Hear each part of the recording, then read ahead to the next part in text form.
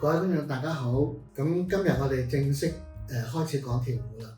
咁好多人講日本跳舞咧，其實有時咧個概念唔係咁簡單嘅，唔係話你去到日本揾到個跳舞咁就係日本跳舞。其實日本跳舞咧最簡單嗰個講法，你都要分4種嘅。咁第一種咧就叫做京都跳舞。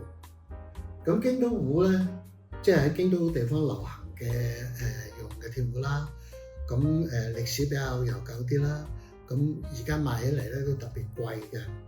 咁京都舞嘅特色咧，表面上咁睇啦嚇，主要咧就係佢嗰個把咧係咁樣嘅形狀嘅，咁樣。跟住咧佢會用個銅蓋嘅，咁呢個就係京都舞。咁第二種咧就係我嘅專業，就係咧南部跳舞。咁南部跳舞就咁樣嘅。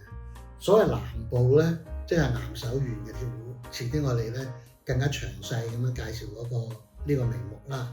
咁南部跳舞你望埋佢咧，佢就係手把嘅特徵係咁樣，同京都舞就唔同啦，因為佢係一個鉗咁樣鉗住嘅，跟住佢係銅蓋，佢係鐵蓋嘅。咁呢個就係南部舞。咁然後咧，我哋有山形鐵器。咁南部岩手縣同山形咧差距都成日車程嘅。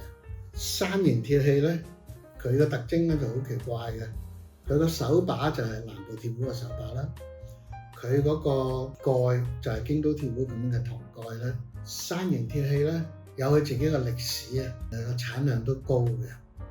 咁仲有一種跳舞，呢度我冇舉例子咧，咁原因就係咧高岡鐵器。咁高岡咧佢做嘅舞咧主要係京都舞嘅複刻版，所以有時你望見一個好新嘅京都舞，又冇作者名，咁一睇落去就知道係歷史悠久，但係佢係新嘅喎。